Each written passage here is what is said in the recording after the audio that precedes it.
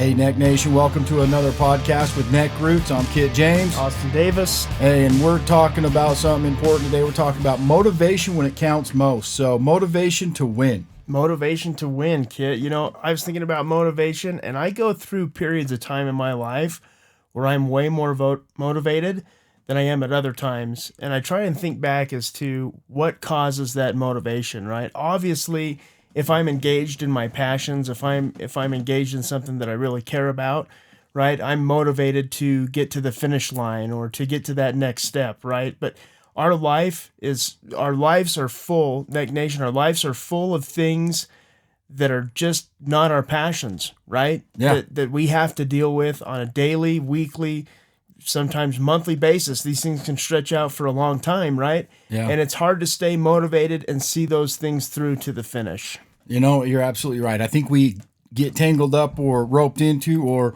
just in the daily doing. There's things that maybe we particularly wouldn't care to do if we could X them off the daily list. But the reality is I've done lots of things that I don't particularly like doing. And you know what? When you find somebody that's doing something that he doesn't particularly like, but yet he does it and does it well and he does it with a good attitude, that's a winner, right? Absolutely. I mean, I can't help but think of the interview with, who was it? I think it was Allen Iverson, and he missed a couple practices, right? Okay. And the media was just tearing him up, and he's like, big deal, I missed a practice. And they just kept hammering him about practice. And he don't like to practice because he thinks he's that good, right? Sure. I mean, he's not in the NBA anymore, but he didn't want to, even though he was a leader, he thought that was stupid. He goes, just let me play the game. Yeah. I showed up late for practice. But anyways, they kept hammering him, and you can see this on YouTube. It's the funniest thing ever because the dude says practice 106 times. He's like, we in here talking about practice? Not the game, right? Yeah. We talking about practice. Practice. Yeah, and he says it 100 times, but I guarantee you he didn't like to practice, right? That's one of those things that he didn't just go find the joy in. Yeah. And so anytime we're just teaching the kids as they were growing up, anytime they had their head low and it's like, dude, it's early, I'm tired, and this job's going to suck, or this work that we're doing is going to suck, or we're doing service when we'd rather be somewhere else helping somebody if their tree fell down or whatever. Yep. There's been lots of things. And so I always found that it's easier to make it fun. Yeah. Joke around, start, you know what I mean? And Absolutely. Just bring the spirit up, because you can do anything if the attitude's right. Absolutely. And I'm thinking of an example of motivation, right? And maybe doing things that aren't doing things when you're not motivated to do them and how they have a benefit or a payoff, right? And so I go back to riding. Now, just to be crystal clear with everybody, there's no such thing as a bad day on a dirt bike, right? No such thing as a bad day on a dirt bike. But when you get a new bike or when you get your suspension redone, you've got to spend time going out and dialing in the suspension. And this can take hours, right? And you're going to ride the same trail over and over again, the same section of trail over and over again, and it's not very long, right? And it's got a variety of, different types of terrain, sand, whoops, everything. You got to find the right trail. And you spend all this time dialing in the suspension, and it's really not that fun. You'd rather just go out and ride, right? And do, a 30, 40, 50 mile ride and enjoy what you're doing instead of just pounding the same trail over and over and over again. But the payoff is if you spend that time doing the thing that you don't want to do, which is dial in the suspension, right? Every Every ride that you have after that is going to be so much better, right? Yeah. You'll be confident on the bike, you'll be faster on the bike, you'll be safer on the bike. And so there is a payoff to doing things that we don't want to do. And I think that that's true for all aspects of our life, Neck Nation. Yep. If we get caught up in whether it's parts of our job or the job in general, right? Or things that have to do with family and relationships, and we got to grind through those, and we learn lessons through the grind, right? Absolutely. And then those apply to things that we do enjoy doing, or they have a payoff in the end. Yeah, in the grind is where we learn, and it's where we build our confidence. There's that's a great example.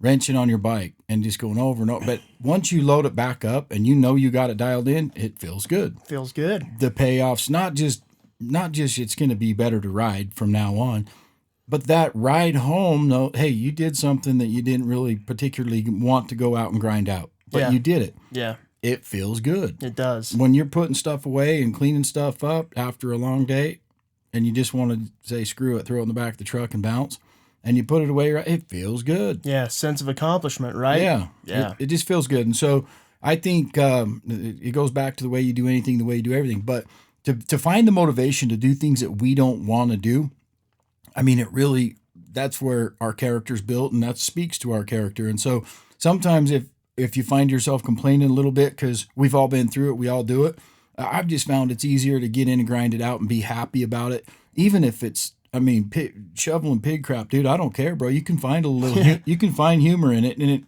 it's like I'd rather eat a hot dog with the right company than have a steak with the wrong company.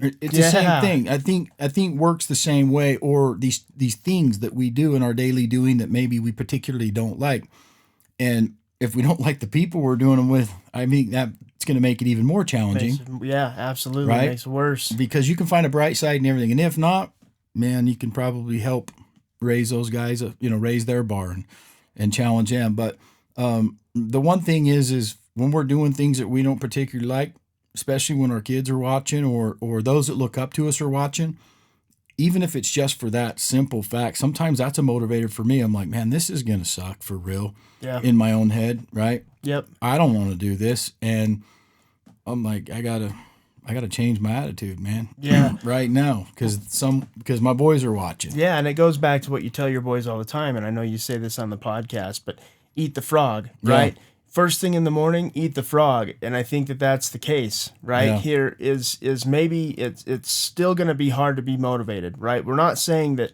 all of a sudden you're going to find some magic pill or some solve all problem that's going to make you motivated to do all these things you don't want to do. It's going to be hard, but those things aren't going to go away. Right. And you can do them slow and be miserable for a really long time doing those things, or you can do, like Kit says, you can eat the frog and get it done and have it in your past and move forward onto things that maybe you are a little more motivated to do. Yeah, and even when you do eat the frog, that means call somebody you don't particularly want to call and tell them, hey, I can't take care of you on this or that, or I can't do this, or I can't go to this thing you invited me to, or whatever. Those are the things that we put off, right? Yeah.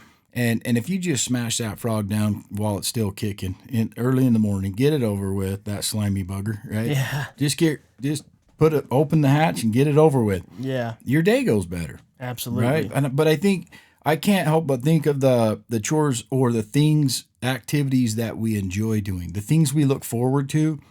Why do we look forward to them? What is it? And then we've all done something that we're super excited about. Man, you're setting your stuff out that night, you're whatever, right? You're getting ready, right? You're looking forward to it. You can barely sleep like a little kid before on Christmas Eve. Yep, for sure. Right? Yep. So if you look at the things that we don't like to do, right, and you try to look at them the same way, they're not going to be the same, but we can make them the same. And once you finish that task, you know what? You did something. Yeah. It's a badge of honor to finish something you don't want to do and do it right. Yep, absolutely. And I think this also goes back to, we did an episode on defining your why. Yeah. And I think if you think about it long enough, these things that you're unmotivated to do, you can tie them back to your why. Yeah. In some way or another, they tie back to your why. I know for me, like I was just sitting here thinking about some of the things that I can't stand doing. Mm-hmm. And it goes back to, well, I do those things because of my family or because of my kids. Like you were saying, if your kids are watching, right, you got to set a good example for the kids and get stuff done so that they do the same. And for me, right, certain things that, go in certain aspects of my job. Some days of my job are okay. Some days the job just not okay. And I've kind of come to terms with that's the way it is. And I have to have a better attitude about it. But still, it's hard to stay motivated sometimes. Yeah. And I've got to go back to my why, which is, number one, to prove to myself that I can do things. And number two, my family, right? Yeah. I got to do it for my family. So tie things back to your why, right? When you're feeling unmotivated, there's got to be a way to do it. Absolutely. And there's little tricks. There's a life hack. They used to tell us in primary, would you be doing that, Kit, if Jesus was here watching? Yeah, if the Lord was watching. I'm like, freak, no, I wouldn't be doing that, but he ain't watching. And I can't believe I got caught. But I use that in my own life with my kids, right? And even if they're not there, I just think, how would I tell my kids to attack this challenge and with what attitude? Yeah. And I already know the answer. And so if I'm going to tell them that, then by gosh, I better be willing to do it. Yeah. And so just putting that physical, tangible aspect in my head really helps. So I think that's kind of one of the life hacks. That, anytime I was getting ready to do something stupid, I'd think, what advice would I give my kids in this situation? Yeah, and I think you just said something. You described what we need to do really well. You used the word attack, Kit, and I think that's what we've got to do in these situations, right? Yeah. And I kind of mentioned it a little bit before, but attack is a perfect word to describe what we need to do when we're not motivated. Get into attack mode, Neck Nation. Yep, attack. Yeah. You're absolutely right. You made me think of something when you said the word attack, and it goes along with this. I don't know if you remember, it's kind of a long story, but back in 2004, the Dream Team, the NBA team that they put together, the Dream Team was previous to that, but it was a continuation of the Dream Team. 2004, the Olympics, they had LeBron James, Dwayne Wade, Allen Iverson. They had a Carlos Boozer. There was Jason Kidd. There was a pretty good roster. Yeah, it was a pretty good roster, bro. USA basketball is dominated in the Olympics. It's not even worth watching. Right. Gold. Yeah. And previous to letting NBA players play, we've only lost one time, and it's been challenged, and still they don't think they lost because they were up and they put 3 more seconds on.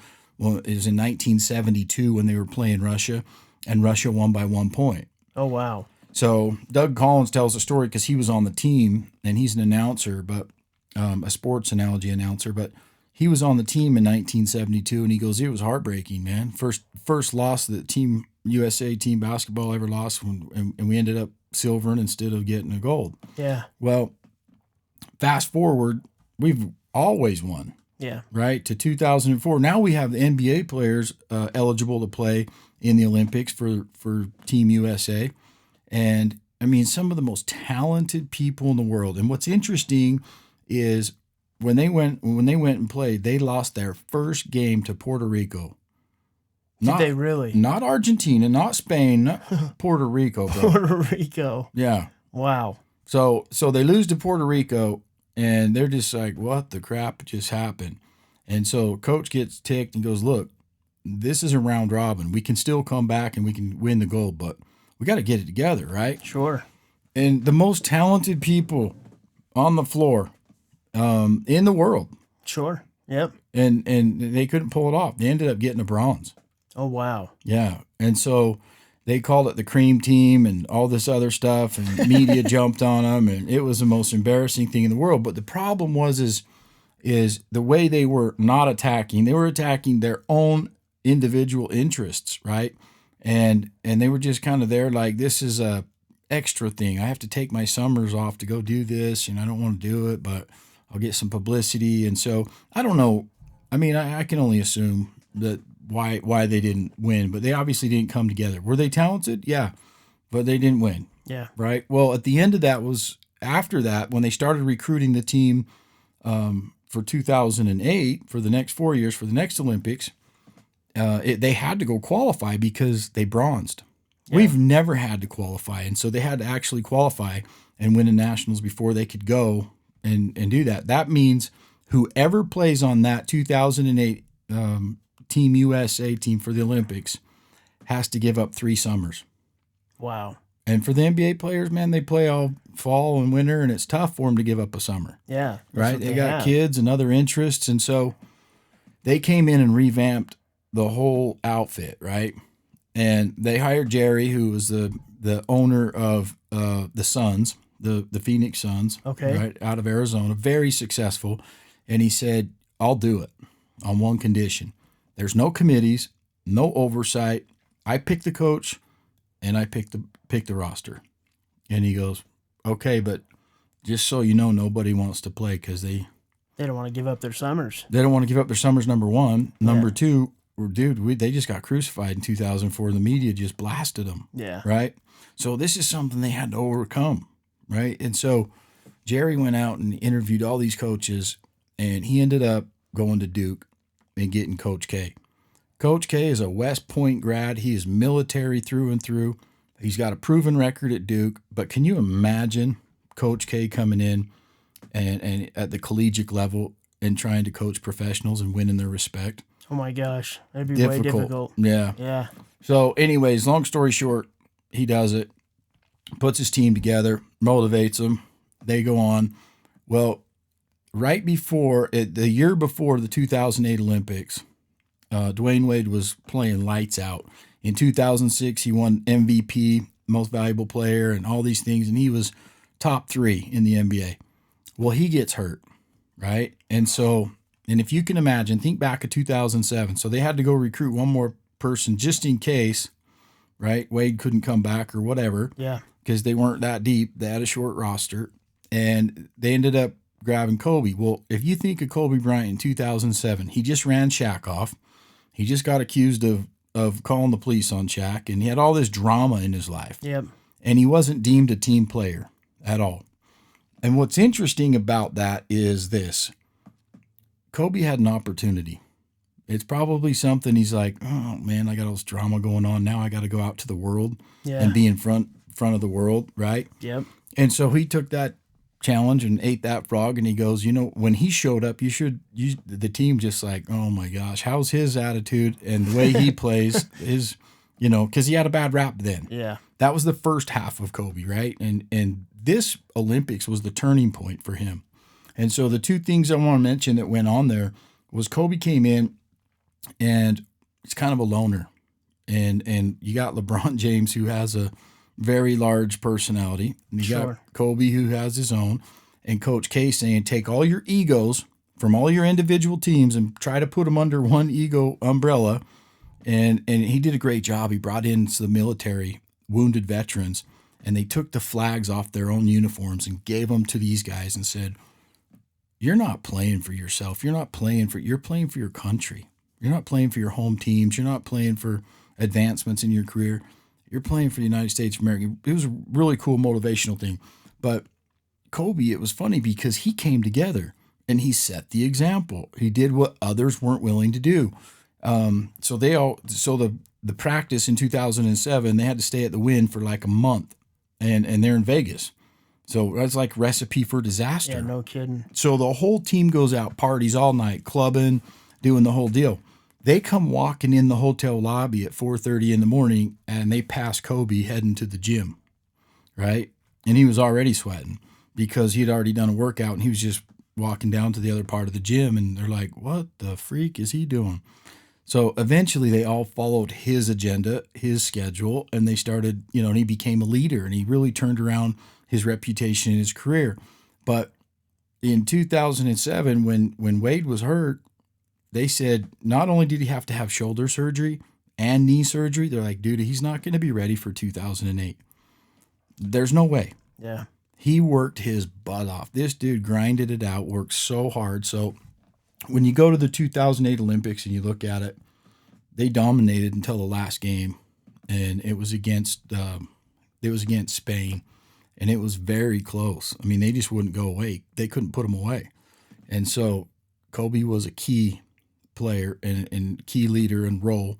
He played a key role in winning that. But him and LeBron got into foul trouble early. And thank goodness Wade rehabbed, right? Had the determination to power through, push through, do something that he probably wasn't. It's super hard because, look, he lost and got ridiculed, made fun of in 2004. Yeah. Then he was hurt. He had a legitimate excuse. Yeah. And he came back and Every played. reason not to be motivated. Every reason not to be motivated.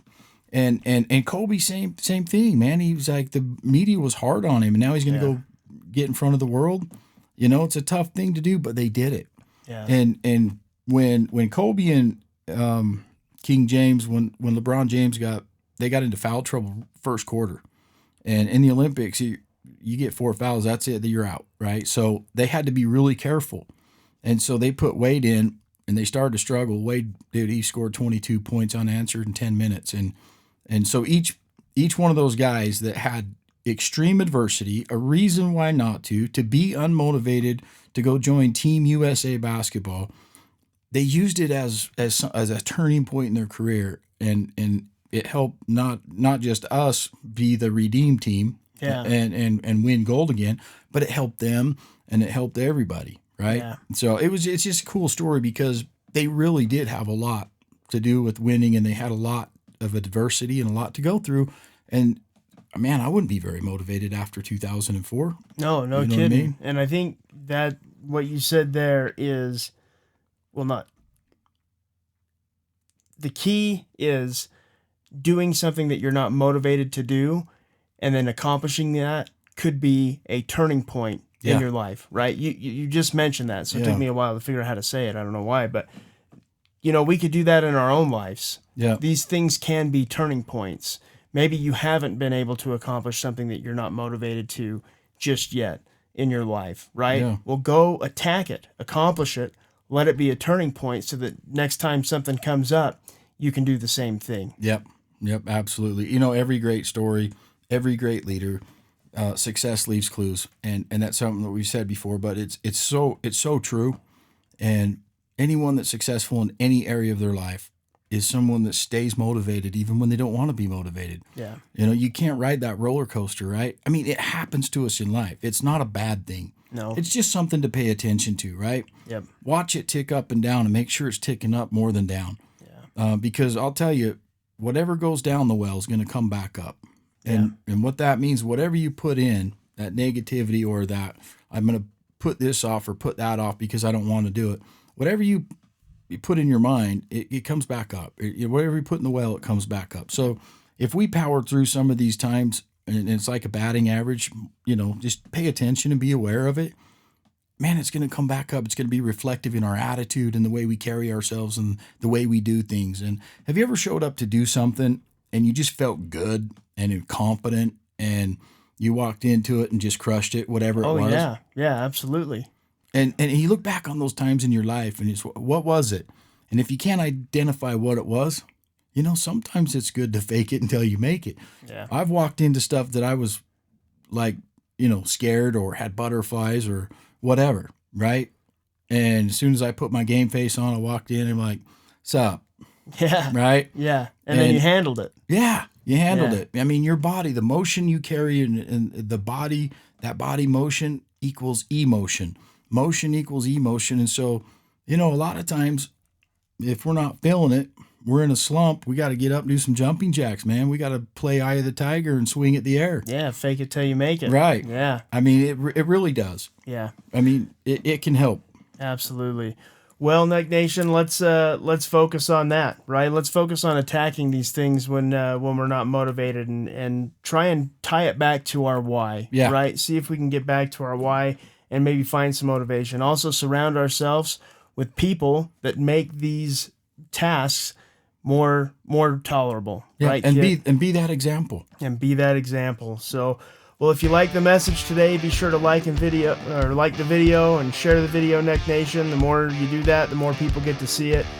Check us out on social media, Facebook, YouTube, TikTok, Instagram. We got those. And then if you like the gear we're wearing, go to www.neckroots.com. Check out the gear and maybe get yourself something. But for now, we'll leave you with that.